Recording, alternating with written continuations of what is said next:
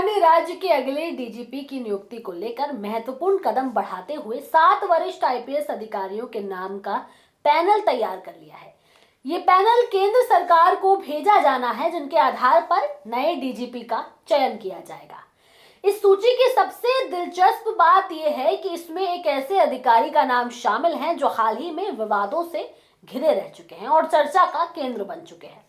इस पैनल के तैयार होने के बाद प्रशासनिक चर्चाओं का बाजार भी गर्म हो चुका है। आखिर किसका नाम है इस पैनल में सबसे ऊपर और डीजीपी ओपी सिंह ने उनका नाम टॉप पर क्यों रखा, सब बताएंगे आपको अपने इस खास रिपोर्ट में।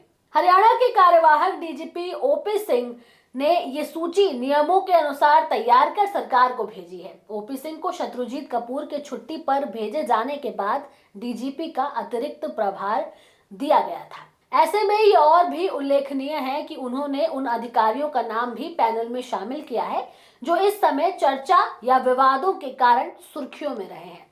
पैनल में पूर्व डीजीपी शत्रुजीत कपूर का नाम सबसे पहले रखा गया है। हाल ही में आईपीएस वाई पूरण कुमार की आत्महत्या के मामले में उनका नाम चर्चा में आया था, जिसके बाद सरकार ने उन्हें छुट्टी पर भेज दिया था।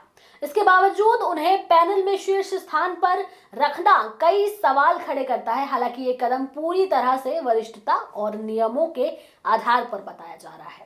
हरियाणा कैडर के वरिष्ठ आईपीएस अफसरों में इस समय शत्रुजीत कपूर सबसे ऊपर हैं। पिछले 1 साल में कई वरिष्ठ अधिकारी रिटायर हो चुके हैं। 1988 बैच के मनोज यादव, 1990 बैच के देशराज सिंह और 1991 बैच के आलोक कुमार राय, जो हालांकि अभी 90 दिन की एक्सटेंशन पर हैं। इसके बाद 1992 बैच के शत्रुजीत कपूर स्वाभाविक रूप से सबसे वरिष्ठ अधिकारी बनते हैं। इसी सीनियरिटी के नियम के चलते उनका नाम पैनल में शामिल किया गया। नियमों के अनुसार डीजीपी पैनल में उसी अधिकारी का नाम भेजा जा सकता है जिसके रिटायरमेंट में कम से कम 6 महीने बाकी हो। शत्रुजीत कपूर का रिटायरमेंट अक्टूबर 2026 में है, इसलिए औपचारिक रूप से उनका नाम शामिल करना नियमों के अनुरूप है। जहां शत्रुजीत कपूर का नाम पैनल में रखा गया है, वहीं इस बार पैनल में 2 वरिष्ठ अधिकारी आईपीएस मोहम्मद अकील और आईपीएस ओपी सिंह का नाम शामिल नहीं किया गया। इसका कारण है कि दोनों ही अधिकारी 31 दिसंबर को रिटायर हो रहे हैं। रिटायरमेंट के निकट होने पर अधिकारी का नाम पैनल में नहीं भेजा जा सकता। हरियाणा सरकार द्वारा भेजे गए पैनल में जिन अधिकारियों के नाम शामिल किए गए हैं वो हैं शत्रुजीत कपूर, अजय सिंघल, संजीव जैन, आलोक मित्तल, एएस चावला, एडीजीपी नवदीप सिंह विर्क और एडीजीपी कलाराम चंद्रन। इनमें से कई अफसरों की 30 साल से अधिक की सेवा पूरी हो चुकी है, जो पैनल में शामिल किए जाने की अनिवार्य शर्तों में से एक है। इस पैनल की सबसे चर्चा योग्य बात यह है कि इसमें शत्रुजीत कपूर, नवदीप विर्क और कलाराम चंद्रन जैसे नाम शामिल किए गए हैं जो पिछले महीनों में सुर्खियों में रहे हैं।